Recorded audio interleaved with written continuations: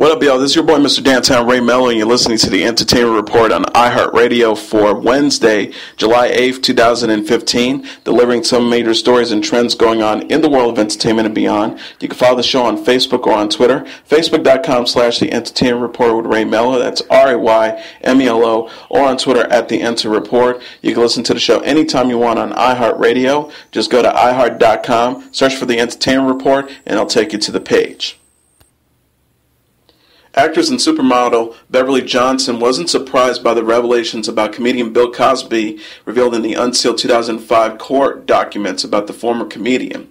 She told Hoda Kotb on Wednesday, on the Today Show, eventually it was going to come to light, so I wasn't surprised. I'm just very happy for the victims that they have some sense of peace and validation. The supermodel claimed Cosby drugged her at his New York residence while she was auditioning for The Cosby Show in the 80s by slipping drugs into her cappuccino. She said at the first sip, the room began to spin, adding she cursed at him after realizing she had been drugged, which prompted Cosby to make her leave his home. The unsealed court documents are a win for women, Johnson feels. She says, for me, it's all about women using their voice. We're expected as women to feel voiceless. It was an opportunity for me to use my voice.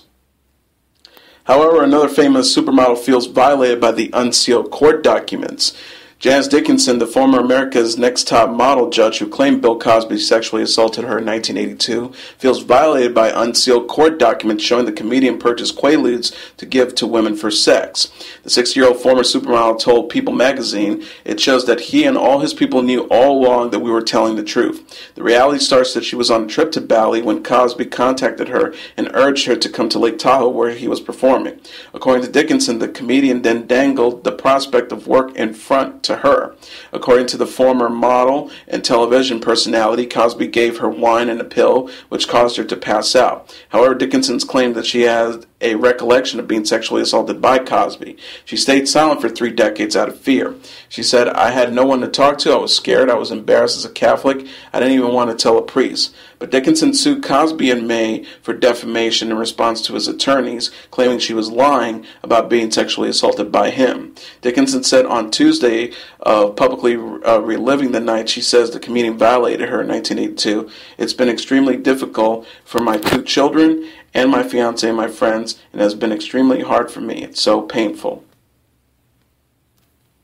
Former New York City Mayor Rudolph Giuliani has come to the defense of embattled presidential candidate and real estate mogul Donald Trump after his generalization that all Mexican immigrants are rapists. Giuliani told MSNBC host Chris Matthews on Tuesday night, Donald is a friend of mine. I respect him. He's an unbiased man. Before explaining that he believes Trump made his point in reverse, Giuliani said what he should have said is that most people who come across the border for economic reasons, but hidden with them because they're coming across unchecked are people who rape people, murder people, kill people, and are terrorists. He also says that both parties have failed to find common ground on the immigration issue. He says Republicans want to secure the border, which could have been done with about 20,000 Border Patrol agents, 50 miles apart, stop them from coming in. He also added, then on the other side you have to allow people to come in with visas so they can do the jobs that has to be done in America. If you were to literally close the border, you might as well give up the wine industry in California. Giuliani pressed on, saying that the companies that have dumped Trump as a result of his comments are overdoing it. He says it's a pile-on. I don't agree with Donald's comments. As I said, I would have said it totally different. The conclusion that he comes to, that we have a porous border that needs to be controlled better, is the correct conclusion. It's hard to say goodbye, as Rosie Perez and her friends on The View found out on Wednesday, a day after news broke that the star of Larry David's Broadway comedy Fish in the Dark will depart the ABC daytime talker at the end of the season. It was Perez's moment to bid farewell to the show and her fans. As has been customary, the 5 panelists walked out to an appropriate song by the day's musical guest. This time it was Lovers Never Say Goodbye by the Flamingos. Perez, Nicole Wallace, Whoopi Goldberg, Raven Simone, and guest Michelle Collins danced to the ditty and cried out before Rosie had a chance to speak. When she did, the tears flowed further and the words were heartfelt. She said, you guys all heard it. I have decided to move on. I will say that today is very bittersweet for me. I'm excited for what is to come, but I am so sad to leave The View, the staff, the producers, ABC, and especially these 2 ladies. referring to Wallace and Goldberg. Perez said, I want to thank you for your friendship, Nicole, and your intelligence and your wit and your sunshine. Whoopi, I would like to thank you for everything, your guidance, your professionalism, most of all your friendship. It is a dream sitting here with you, and you are truly the captain of the ship. She then thanked the crew, each by name. Perez specifically gave heartfelt thanks to executive producer Bill Wolf and Disney ABC Television Group President Ben Sherwood. She said, but the ones I want to thank the most are the fans. It warms my heart, it really does, and every time one of you guys come up to me and say I love you on The View, it just makes my day. And I really, really want to give a special thank you to the Latin community, the actress concluded. It's a real honor to be the first Latina on The View. What the hell took y'all so long? Your support on this journey as a community has helped me through this year, and I will never forget what you've done for me. Perez vowed to continue standing up for the Latin community, especially women, and to keep up with her AIDS activism. Perez also said that she will be back as a friend on the show while returning to ESPN for upcoming boxing coverage. Her fellow panelists and the audience gave her a standing ovation, chanting, Rosie, Rosie, Rosie. Kel Mitchell, whose older Nickelodeon fans may remember as the orange soda-loving goofball on Kenan and Kel, is set to make his return to the network on the new series Game Shakers. Mitchell will play rapper Double G on the show, which focuses on two 12-year-old girls who start a successful gaming company. They bring in Double G to be their new partner.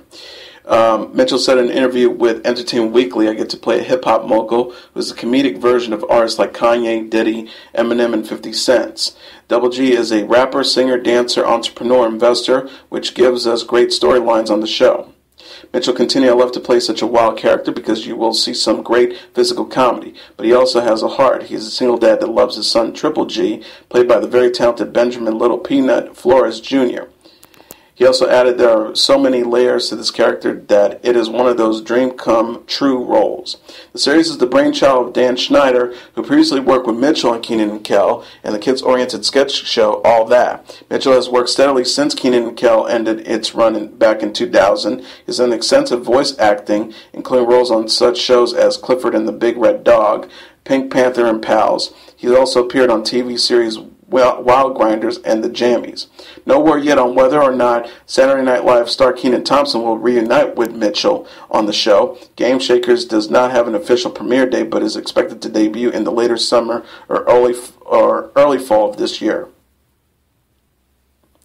Actor-comedian Jack Black stopped by Good Morning America on Wednesday to premiere the trailer for his upcoming Goosebumps film, but the actor also took a minute to remember Jerry Weintraub, who died Monday and is executive producer produced Black's HBO series The Brink. Black said of Weintraub, such a sweet, amazing giant of a man and so filled with joy and creativity, and just happy to have known him for the short time that I did. He did an amazing job setting up this show, The Brink, and I'm really going to miss him. GMA's co-host George Stephanopoulos added he would come on the show all the time and he was just a force of nature. In Goosebumps, which hits theaters October 16th, Black plays R.L. Stein, the author of the famous book series, who in the movie teams up with a group of kids after they accidentally unleash every monster he's ever created. Parts of the Goosebumps trailer and Black asking Stephanopoulos about breakfast and walking around Central Park was also seen on the show. Black said the movie turned out dynamite. I'm so excited. The books are really funny and scary and exciting, and we just wanted the movie to be as awesome and cool as the book series was, and I think we cracked the code. Grey's Anatomy star Patrick Dempsey has joined the chorus of Hollywood stars who are paying tribute to Amanda Peterson, who was found dead on Sunday. The former Grey's Anatomy star posted on Twitter, "In my memory, she will always be very vibrant and young, gone too soon, sending my thoughts and prayers to Amanda's family." He and Peterson co-starred in the 1987 film Can't Buy Me Love, in which Dempsey played a high school nerd who pays a cheerleader played by Peterson to pretend to be his girlfriend. Previously, stars like Sarah Michelle Gellar, Dane Cook, and Lance Spence all mourned Peterson's death, saying how much they love Can't Buy Me Love and her character in particular. Peterson also appeared in the 1985 sci-fi movie Explorers, which was the cinematic debut of both Ethan Hawke and the late River Phoenix. Peterson's final credits included the 1989 Kirk Cameron-Jamie Gertz drama Listen to Me, a 1990 appearance on Neil Patrick Harris' star-making sitcom Doogie Howser, M.D., and a 1994 film called Windrunner. She left the business in the early 1990s and returned home to Greeley, Colorado, where she was found dead. The cause of death was not immediately known. According to media reports, Peterson had been missing since July 3rd, and her father speculated about pre-existing medical conditions as possible factors in her death. Harry Shearer has signed a new deal to return to the Fox animated comedy The Simpsons, the network announced on Tuesday. With the deal, all 6 principal voice actors are confirmed to return for the historic 27th and 28th seasons. The deal is the same as his fellow voice cast, a 2-year deal with an option for another 2 seasons, so a potential 4-year pact and an estimate $300,000 per episode. The series was renewed earlier this year for 2 additional seasons, taking it through season 28. Shearer, who voices iconic Simpson characters like Mr. Burns, Ned Flanders, Principal Skinner, and Ken Brockman, announced May 13th that he was leaving TV's longest-running comedy over a contract dispute and, as he phrased it, the freedom to do other work. Producer-showrunner Al Jean told The Hollywood Reporter that Shearer was offered the same 2-year deal with an option for 2 more as the rest of his fellow voice actors, and the plan was to recast his roles should he opt to depart. This was Shearer's second contract dispute with the series produced by 20th Century Fox Television. He was a lone cast holdout in the last round of contract negotiations when the actors agreed to a pay cut in 2011, and they stopped going to script readings in 2004 before landing salary bumps at the time. Jean told The Hollywood Reporter, May, noting that should Shearer not sign on, he would potentially lose money for the likely 29th and 30th season, by saying, "We made him an offer, and we're once more saying, do you want to come back like everybody else and work hard and care about the show? Great." He said he wanted to do other projects, which made no sense because we've always let the cast do all the other projects they want. They have great free time, so I don't know what he was up to or what he was thinking. Comedy Central's hit animated comedy South Park has been renewed for 3 more seasons, which will take the Trey Parker-Matt Stone show north of 300 episodes through 2019. Parker and Stone will continue to write, direct, and edit every episode as they have done since the 1997 series premiere. Additionally, South Park Studios, a joint venture between Parker, Stone, and Viacom, has extended its own deal with Hulu to cover all 23 seasons and 304 episodes. Hulu is the exclusive streaming home of the entire South Park library. Doug Herzog, the president of Viacom Music and Entertainment Group, said, "Nearly 2 decades later, South Park today remains as important and influential as any series on any platform, and has become one of the most recognizable brands to ever come out of television. Through South Park Digital Studios, we will continue to aggressively expand the reach of the South Park brand by pursuing additional extensions and licensing opportunities worldwide. South Park remains a bedrock of Comedy Central, and we are all thrilled that new episodes will continue to entertain audiences for years to come," added Comedy Central President Michelle Ganlis. The series remains as urgent and relevant now as the day it premiered and at nearly 20 seasons, it continues to draw generations of new fans. Parker and Stone said jointly, "We love working with Doug and with everyone at Comedy Central. They've given us an insane level of artistic and creative freedom for almost 20 years. They walk the talk." Parker, Stone, Ann Garfino, and Frank C. Agenon II are the executive producers of the series.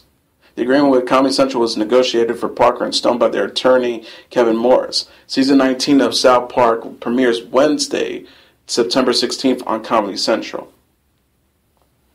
NBC Nightly News with Lester Holt won both total viewers and the 2554 demo viewers for the week of June 29th, beating World News Tonight, which was without anchor David Muir. Nightly News attracted 8,449,000 viewers and 2,031,000 25 to 54 demo viewers versus World News Tonight's 7,498,000 viewers and 1,786,000 viewers. A win is a win for NBC, who is surely hoping to see more victories out of its nightly news host versus the up-and-coming Muir. With Muir back, this week's ratings relax next week. Will host if Holt's impressive victory this week was a sign of momentum for NBC or a product of a World News Tonight without Muir in the anchor chair. Daredevil has found its Elektra. French actress Elodie Yung will play the Marvel fan favorite for Season 2 of the Netflix drama Marvel, announced Tuesday. She's described as a mysterious woman from Matt Murdock's, played by Charlie Cox's past, whose dangerous ways could be more than even the Man Without Fear can handle. In comic book lore, Elektra Natchios is a trained assassin who is sometimes Matt's lover and sometimes his enemy. The psi-wielding anti-hero was created by Frank Miller and first appeared in 1981's Daredevil number 168. Jennifer Gardner played the anti-hero in the 2003 Daredevil film and in the 2005 spin-off Elektra. Young, who appeared in the 2013 blockbuster G.I. Joe Retaliation, joins Walking Dead alum John Bernthal as the Punisher for Season 2. In a coincidence, her G.I. Joe character Jinx also sported red and was skilled in using deadly weapons. Marvel TV head Jep Loeb said in a statement, "After a worldwide search, we found Elodie, the perfect actress to embody both Elektra's impressive and deadly physicality, as well as her psychological complexity. Paired with Charlie as Matt Murdock, the two will bring one of the most beloved and tumultuous comic book relationships to life, with all the accompanying sparks and spectacular action sequences the show is known for." Season 1's Easter eggs had Daredevil fans speculating Elektra would appear in Season 2. In one episode, Matt and his best friend Foggy, played by Eldon Henson, discussed a Greek girl Matt had once dated. The relationship ended poorly. In the comics, Elektra is the daughter of a Greek diplomat. Daredevil returns to Netflix in 2016 with new showrunners Doug Petrie and Marco Ramirez. They replaced Stephen DeKnight, Deborah Ann Woll, played by Karen Page, and Rosario Dawson, who played Claire Temple, will also return. Slipknot's singer Corey Taylor is none too pleased with Kanye West's repeated claims that he is the top rock star in the world, which the rapper has stated on multiple occasions. The Melo frontman recorded a short video for Music Choice after West's latest rant at the Glastonbury Music Festival. In the clip, Taylor demonstratively shoots down the hip-hop artist and self-proclaimed fashion designer's declaration, completed with a mimed slap on the wrist. Taylor started, "Kanye, you are not the greatest living rock star of all time. The fact that you had to tell people that kind of says it all. You remind me of the guy who brags about pussy. They never get as much as they brag about it. Stop it," Taylor concluded, reiterating more forcefully, "Stop it." Since rock legend Joni Mitchell was hospitalized due to a stroke and a brain aneurysm in March, there has been widespread concern over the folk singer's health. Now her attorney has stated in court documents that Mitchell is talking and is, quote, expecting to make a full recovery. The news follows word from Mitchell's longtime friend David Crosby last month that the 71-year-old singer-songwriter was not speaking. Now, new court documents related to Mitchell's conversationship suggest another, more optimistic story. In them, as People reported, Mitchell's attorney Rebecca J. Thine described visiting her client at home on June 26. "When I arrived, she was seated at her kitchen table feeding herself lunch." Thine continued, "She also told me that she receives excellent care from caregivers round the clock. It was clear that she was happy to be home and that she has made remarkable progress. She has physical therapy each day and is expected to make a full recovery." The purpose of the documents was that Thine recommended that Mitchell's longtime friend, Leslie Morris, who has been acting as her temporary conservator, be officially appointed her conservator. According to Thine, Mitchell should be judged to the lack of capacity given informed consent for medical treatment. A skyscraper inspired by a fabric-wrapped body in Beyoncé's Ghost music video is set to be built in Melbourne, Australia. According to Deezen magazine, the Ellenberg Fraser firm won approval in May to build a 68-story curvaceous skyscraper that will boast 660 apartments and a 160-room hotel along with retail space. The Ellenberg Fraser site says, "For those more of the art than science side, we will reveal that the form does pay homage to something more aesthetic. We're going to thrust. You've seen the music video for Beyoncé's Ghost." Parametric modeling was used to design the building's form, which dips in and out through the exterior of the skyscraper. No completion date has been announced. The premier tower at 134 Spencer Street was designed to respond to climate and wind changes. The Fraser website responded by saying the complex form of vertical contaminants is actually the most effective way to redistribute the building's mass, giving the best results in terms of the structural deposition, frequency, oscillation, and wind requirements. The American Federation of Music of the United States and Canada is back with another lawsuit. This time the Guild is targeting Sony Music over its use of music for films, television specials, and new recordings. The Guild aims to enforce agreements covering musicians who contributed instrumentals to songs from Michael Jackson, Whitney Houston, Earth, Wind & Fire, and Tony Bennett. With regards to the King of Pop, the American Federation of Music flagged Sony for calling its musicians for a 2009 recording session to complete a duet by Jackson and Paul Anka for the film This Is It and its soundtrack. The session is said to be a violation of a labor agreement that provides that recording sessions are only to be called for a phonographic record, and if it was to be for a movie, the American Federation of Music says it would have required an arrangement where the musicians got residual compensation. Additionally, Sony is citing for authorizing the use of Jackson's Bad on a track by the hip-hop artist Pitbull without telling the American Federation of Music so that the musicians who contributed to Jackson's original recording could get paid. Similarly, Sony's decision to license such Jackson songs as Billie Jean, Man in the Mirror, and The Way You Make Me Feel for This Is It is said to be a sampling you use triggering payment obligations on behalf of those who worked on the original songs. The lawsuit filed Tuesday in New York details other ways that Sony has allegedly breached contract. When Sony released a CD-DVD of a work titled Whitney Houston Live, Her Greatest Performances, that allegedly requires notice and eventual residuals to the musicians who accompanied the singer. Sony's license of Earth, Wind & Fire's Boogie Wonderland for the 2012 film The Intouchables is flagged too. The song's new use in the film gives rise to obligations to pay musicians in, quote, an amount equal to all payments that it would be required under the terms of the AMF Basic Theatrical Motion Picture Agreement that were in then effect, according to the complaint. And AMF says that, or AFM says that when Sony licensed 17 sound recordings featuring duets by Tony Bennett and other vocal artists for a television program broadcast by PBS, its musicians were due payment there as well as under the applicable collectively bargaining agreement. AFM's latest action follows lawsuits in recent months against film studios for recycling old film soundtracks and recording music outside of North America. The Guild has new leadership and has clearly decided to become more aggressive in court. Pop singer Ariana Grande likes the taste of donuts, but she hates America and Americans. In the security footage obtained by TMZ, the pop singer was in a donut shop and appeared to lick unpurchased donuts on the display rack twice when the shop's employees wasn't looking. Grande was accompanied by 3 friends, and the footage shows her kissing one of the 2 men, who also appears to lick one of the donuts. Grande laughed out loud after he seemingly licked the donut and walked away. When the shop employee returned with a new tray of donuts, Grande asked, "What the fuck is that? I hate Americans?" She continued, "I hate America."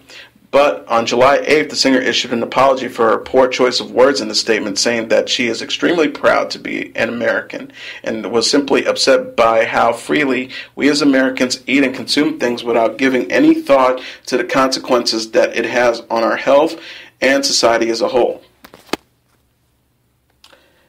And now let's look back at what happened on this day in entertainment history. On this day in 1972, Bill Withers' Lean On Me begins its first day at number 1. Withers stepped into a recording studio for the very first time at the age of 32. And 2 years later, he written and recorded one of the most beloved pop songs of the modern era, Lean On Me, which began its first day at number 1 on the pop charts on this day in 1972. In 1970, Success Records signed Bill Withers and paired him with producer Booker T. Jones of Booker T. and the MG's fame. While Withers continued to work in an aircraft factory assembling toilet seats, his 1971 debut album Just As I Am became a major critical success, yielding the Grammy Award-winning hit single Ain't No Sunshine and the minor R&B classic Grandma's Hands. Withers was still a full-time factory worker when he wrote the song, whose success would finally convince him to give up his day job. He told the Los Angeles Times in 1975, "For a long time I didn't really accept my new career. It was like I was on vacation from the factory, and at some point I would have to take my toolbox and go back to work. Withers' Lean On Me became a simultaneously #1 hit on the Billboard pop and R&B charts on this day in 1972, and it returned to the #1 spot on the pop charts in March 1987 in a hip-hop inflected remake by Club Nouveau.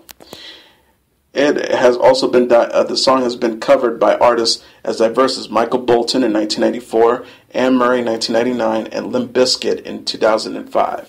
And that is your entertainment report for Wednesday, July 8th, 2015. I'm your host, Mr. Downtown Ray Melo. I'll be back tomorrow to deliver some major stories and trends going on in the world of entertainment and beyond. You can follow the show on Facebook or on Twitter, facebook.com/The Entertainment Report with Ray Melo. That's RAYMELO, or on Twitter at The Enter Report. You can listen to this episode or any previous episodes of The Entertainment Report on iHeartRadio.